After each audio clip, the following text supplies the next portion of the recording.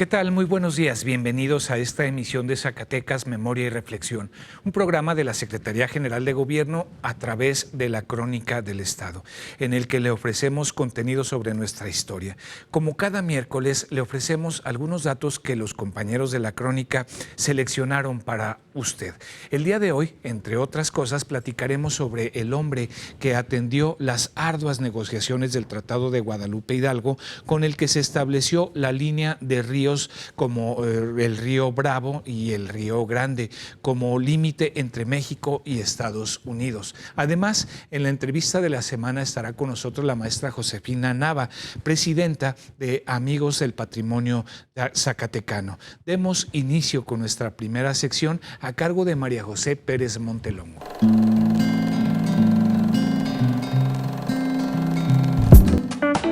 Buen día, Federico. En la sección de hoy, Breves Históricas, los invito a conocer datos históricos de algunos distinguidos zacatecanos. En 1811, Miguel de Rivera Bernardes, conde de Santiago de la Laguna, fue aprehendido por orden de Miguel Hidalgo, quien fue informado que dicho personaje había indultado a españoles en Zacatecas. El Colegio Apostólico de Propaganda FIDE de Nuestra Señora de Guadalupe fue fundado en el año de 1707 por Fray Antonio Margil de Jesús. El revolucionario Pedro Caló Calarios muere en 1976.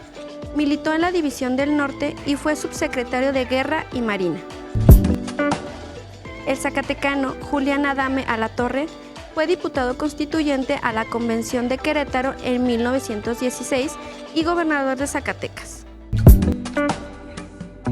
El militar y diplomático Leobardo C. Ruiz Camarillo, originario de Pino, Zacatecas, participó en la defensa del puerto de Veracruz y fue jefe del Departamento de Aeronáutica Militar. Informó para Zacatecas, Memoria y Reflexión, María José Pérez Montelongo.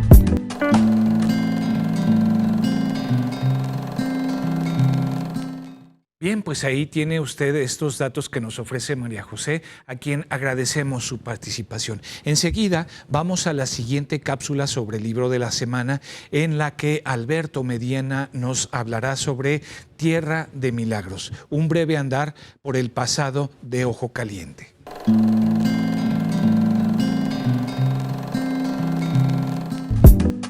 Muchas gracias, Federico, y muy buenos días a todo nuestro auditorio. Hoy me es muy grato compartirles esta reseña sobre un libro que tenemos para su consulta en la Biblioteca de la Crónica del Estado.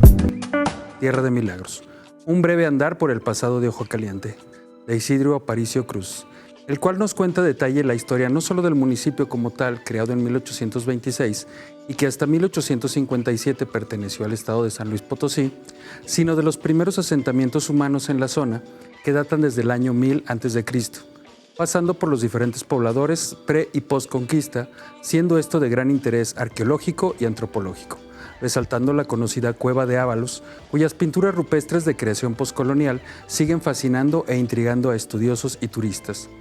La historia del nombre es ampliamente observada en el libro y nos relata cómo pasó de ser conocido como Cusilique, que es una derivación de Cuisillo, cuyo significado es el templo junto al manantial, y que es una referencia a un templo que varias poblaciones nativas tenían en una zona cercana a la cabecera. Datos muy relevantes sobre la historia de Ojo Caliente, desde la colonia y el virreinato hasta la anexión del municipio al estado, son tratados de forma muy minuciosa en el libro. Desde el papel jugado en la guerra chichimeca y su historia eclesiástica, tan profundamente importante en el desarrollo de la sociedad y cultura de todas las épocas. De forma muy interesante se tocan temas de índole nacional en forma de contexto histórico para los devenires del crecimiento y avance social y político para lo que en algún momento fue llamado Villa del Sacramento o Real de Minas de Ojo Caliente de Bastida, en alusión al capitán Andrés de la Bastida, quien fuera dueño del lugar en algún momento. Citas, notas periodísticas, órdenes gubernamentales, así como listas de firmas son transcritas de forma amena pero muy completa, dando forma a este relato entrañable, lleno de profundo amor por Ojo Caliente y que afortunadamente nos queda de herencia tangible para quienes se adentran en la aventura de la historia. Por último, pero no menos importante, son los sitios emblemáticos pertenecientes al Patrimonio Mundial de la UNESCO, que son la ya citada Cueva de Ábalos y el trecho que pasa por el territorio del municipio del Camino Real de Tierra Adentro. Como ya les comenté, este tomo se encuentra para su consulta en la Biblioteca de la Crónica del Estado, donde lo recibiremos con gran gusto de compartir todo el acervo histórico con el que contamos. Para Zacatecas, Memoria y Reflexión, Alberto Medina.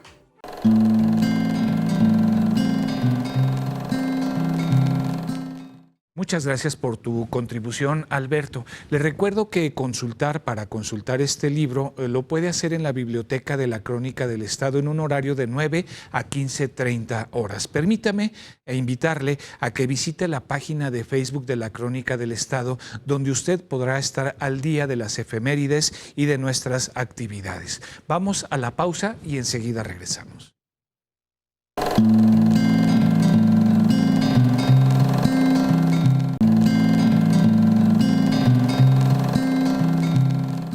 Bien, ya regresamos a Zacatecas, Memoria y Reflexión. Qué bueno que continúa con nosotros.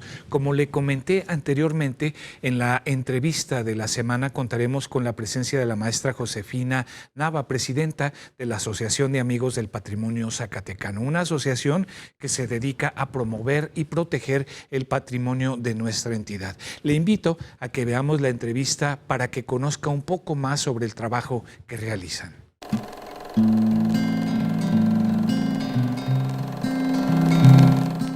Bien, nosotros continuamos en Zacatecas, Memoria y Reflexión. Muchas gracias por continuar con nosotros.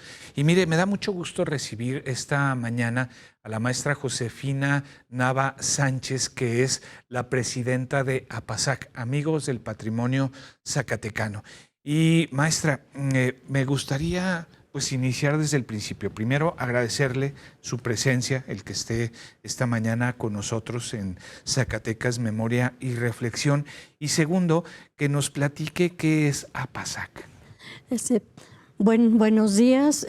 Para nosotros APASAC también es muy agradable que nos inviten para que los ciudadanos de Zacatecas y ojalá del país y del mundo sepan qué somos APASAC y qué hacemos en APASAC. APASAC somos una asociación civil integrada ahorita por 19 miembros, que ya tenemos bastante en esta asociación. La asociación se fundó desde el año de 2007. ¿Y APASAC qué hace? Bueno, somos un grupo de ciudadanos que nos dedicamos a observar nuestro patrimonio material e inmaterial. Y lo que pretendemos nosotros es dar a conocer a nuestros ciudadanos por qué es importante nuestra herencia cultural. Y en esa observación que nosotros hacemos, lo que intentamos es que se preserve, que se conserve en las mejores condiciones. Intentamos que no se deteriore, que esté lo más apegado a lo original. Eso es lo que hacemos. ¿Y cómo lo hacemos nosotros? Bueno, en ocasiones mismos miembros de la asociación detectamos algún detalle en algún edificio o en algún mueble o en alguna actividad cultural que se realiza. Si vemos que haya algún daño a ese bien cultural, lo exponemos en la asamblea para tratar de gestionar ante las autoridades competentes para que se detenga ese deterioro. Ajá. En ocasiones también son los mismos ciudadanos quienes van y nos dicen, está pasando esto, algún detalle, vamos, observamos. Y bueno, nosotros tenemos muchos años de gestión ante autoridades académicas, como institucionales, como federales, estatales, municipales, y ponemos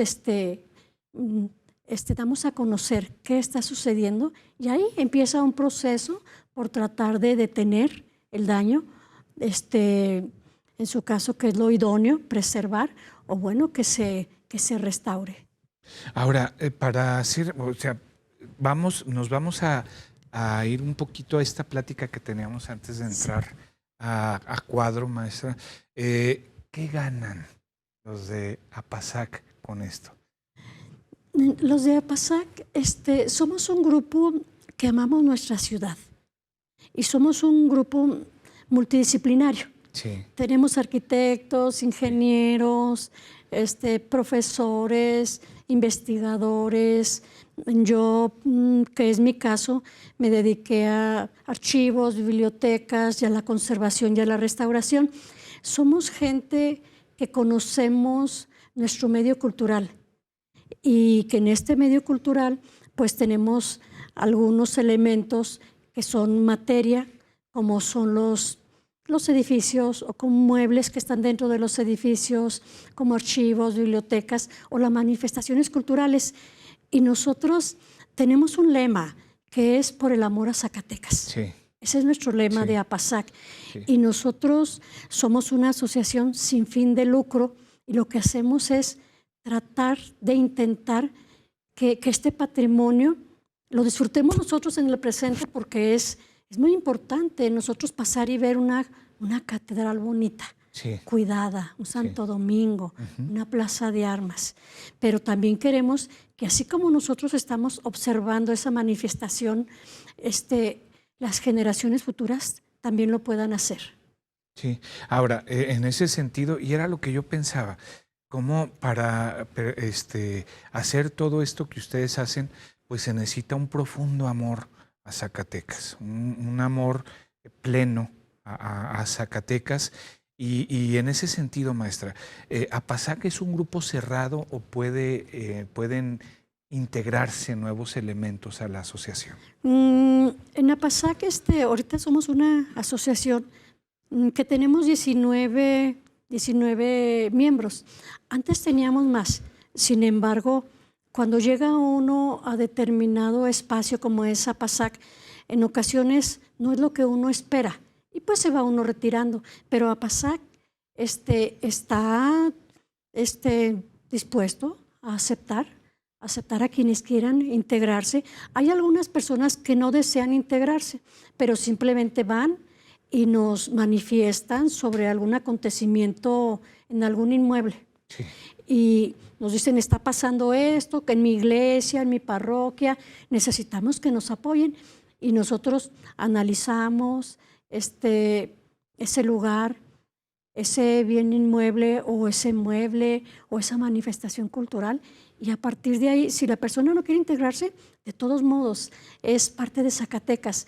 Y nosotros no nos concretamos solamente a la ciudad.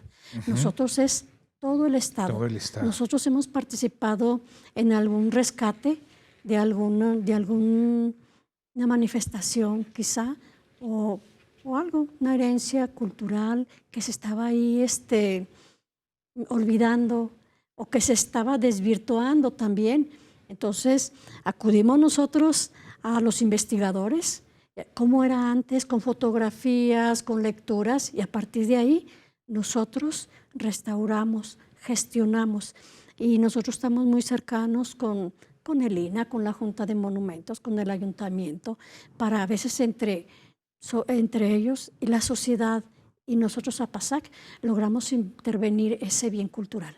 Excelente. Ahora, hablando de tradiciones, maestra, de tradiciones, pues de estas expresiones de la cultura intangible, ustedes ya establecieron una que ya viene y que además es muy sabrosa. Platíquenos un poquito de eso.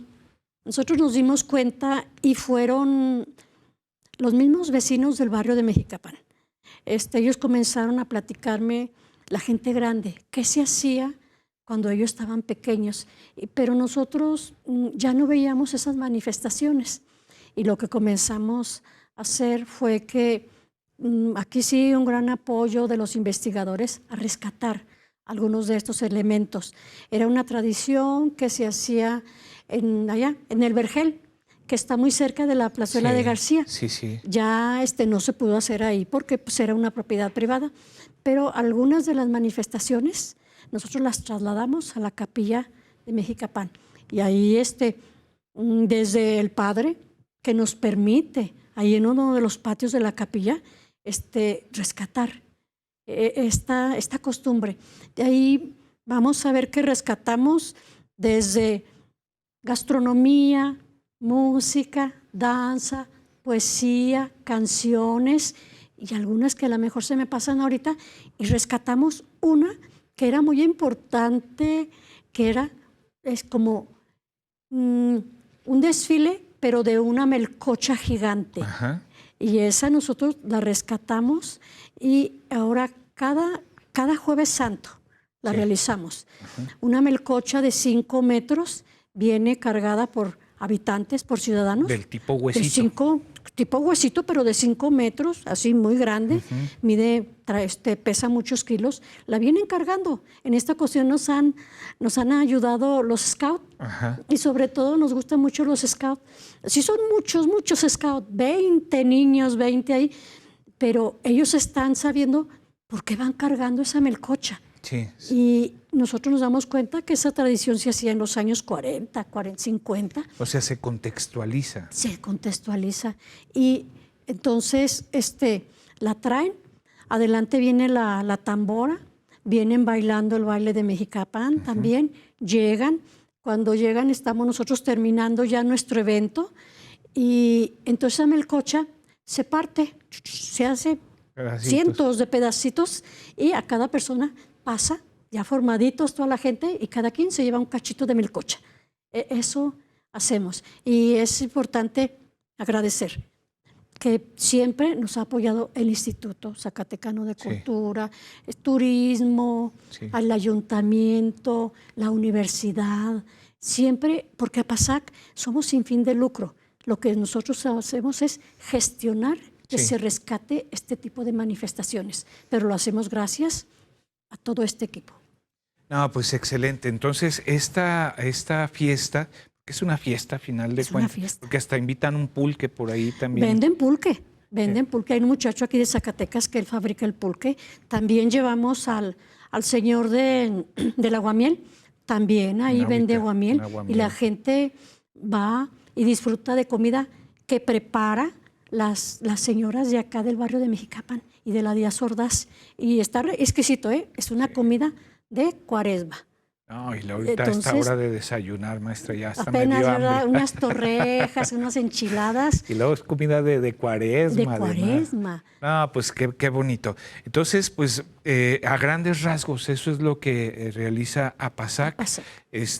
Ya también nos ha invitado el próximo Jueves Santo al atrio de la capilla de Mexicapán, ahí a disfrutar de estas actividades, a comer una melcocha como se estilaba antes y a recorrer el centro con la melcocha, ¿verdad? Sí, y les quiero comentar que incluso para la gente de Zacatecas es sorprendente ver una melcocha, se llama el dulce andar, cargada y la gente adelante y la gente atrás como en desfile, pero sobre todo para los turistas que dicen, ¿qué es eso?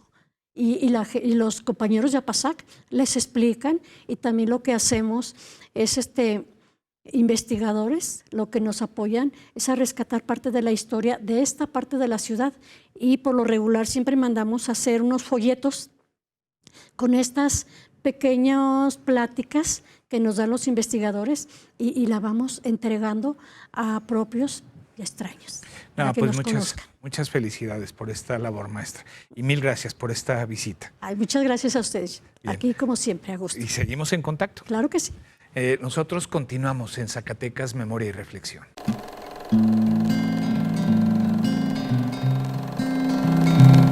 Muchas gracias por continuar con nosotros. ¿Qué le parece si vamos con la siguiente sección, que es el personaje de la semana? En esta ocasión, Ana Murillo nos platicará sobre Luis de la Rosa Oteiza, un hombre de letras y connotado político zacatecano.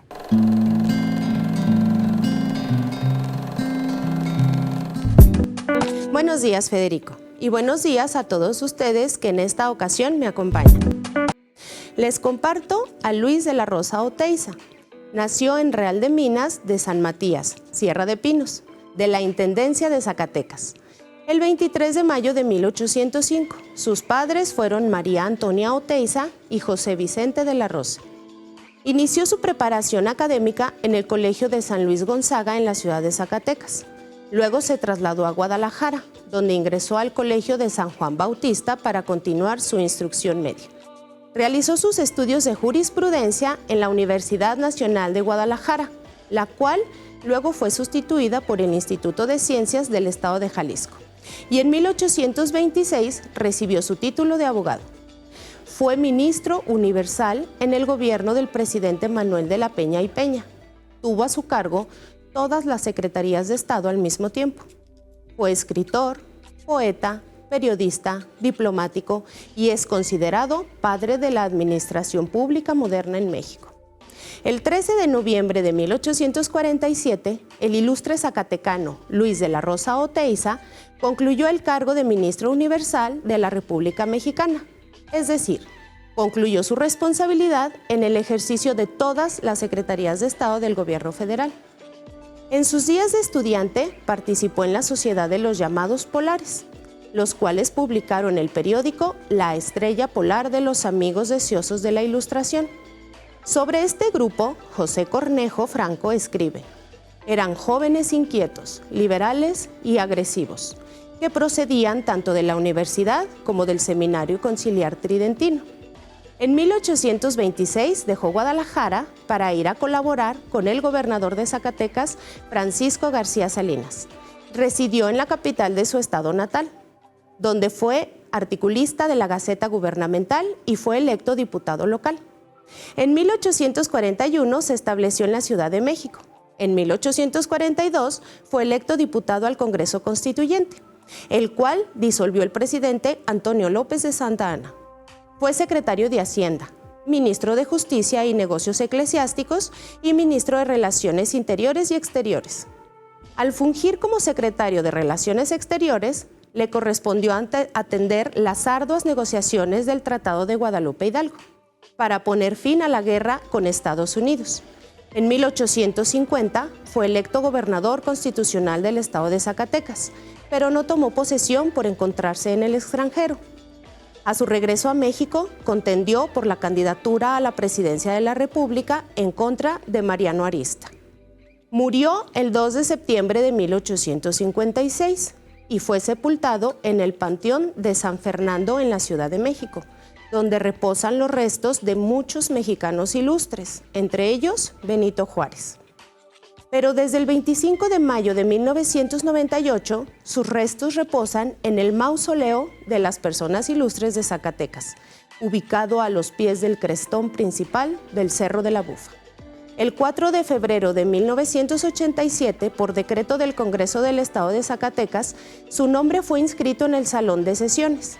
En la explanada del Archivo Histórico Municipal de la ciudad de Zacatecas se encuentra un monumento de bronce en su honor y varias escuelas de educación básica y media llevan su nombre.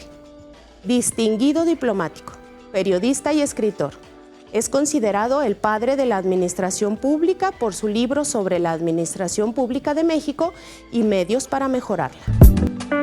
Para Zacatecas, Memoria y Reflexión, Ana Isabel Murillo.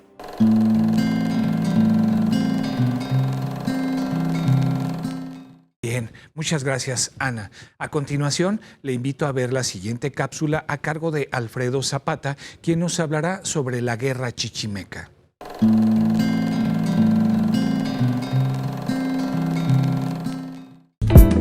Muchas gracias, cronista. Buenos días. En esta sección les hablaré acerca de la Guerra Chichimeca. ¿Sabías que la Guerra Chichimeca inició a mediados del siglo XVI, llamada Guerra a Fuego y Sangre? Guerra que se dio contra los españoles después del descubrimiento de las minas de Zacatecas, territorio chichimeca, a raíz de que se llevaban la plata hacia la Ciudad de México para después refinarla y llevarla a Veracruz y de ahí trasladarla por barco hacia España. El primer ataque grave al que se denomina como estallido de la guerra fue a finales de 1550, cuando hicieron la matanza de un grupo de tarascos que se dirigían a Zacatecas llevando paños. A raíz de esta lucha, las tierras que separaban de Guadalajara a Zacatecas nunca fueron tranquilas. Esto después de la Guerra del Mixtón, quien tuvo su fin en el año de 1542. Lo que se puede decir de la Guerra Chichimeca, tal como se afectó a la audiencia de la Nueva Galicia, pues fue, de hecho, una continuación de la Guerra del Mixtón. El principal objetivo de los ataques chichimecas fue el tráfico de los caminos que conducían hacia las minas de plata. La parte más peligrosa de este camino se hallaba entre San Miguel de Allende y Zacatecas, donde el camino corría paralelo a los bordes del territorio de los huachichiles. Los primeros que se dirigían hacia el norte, después de descubrir las minas de Zacatecas, tenían una sola idea, la de encontrar plata, vetas grandes y ricas venas que habían que descubrir y reclamarlas. Con la cabeza llena de ilusiones, de hacerse ricos de la noche a la mañana, tener poder y prestigio social, pero sin imaginar las consecuencias que con ello conllevan, sin tomar las debidas prevenciones, bajo esos sueños, el despertar no fue como se imaginaban, ya que los caminos de plata se convirtieron en campos de batalla, ocasionando robos, torturas, asesinatos, y a consecuencia de esto se generaban venganzas por tanto daño que se ocasionaba. Caro sería el precio de esos sueños y había que pagarlos. Los chichimecas atacaban desde cortas distancias y a una gran velocidad con gritos que helaban la sangre de sus enemigos mediante una lluvia de flechas. Avanzaban un poco separados unos de otros con la finalidad de ver la lluvia de flechas y proteger sus cuerpos. Atacaban sorpresivamente, gritando, desnudos, pintados y con rápidos tiros para atemorizar a su víctima.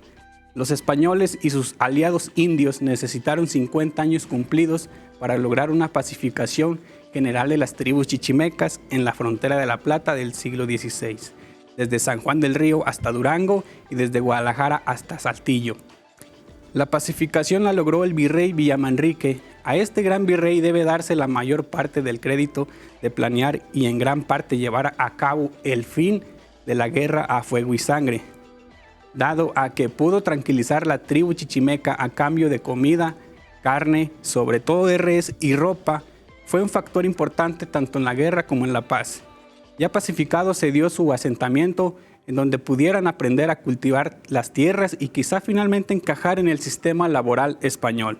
En los primeros años del siglo XVII, la guerra chichimeca había terminado con la pacificación de la frontera chichimeca, dejando atrás aquellos peligros, asaltos súbitos y muertes. Para Zacatecas, Memoria y Reflexión, Alfredo Zapata.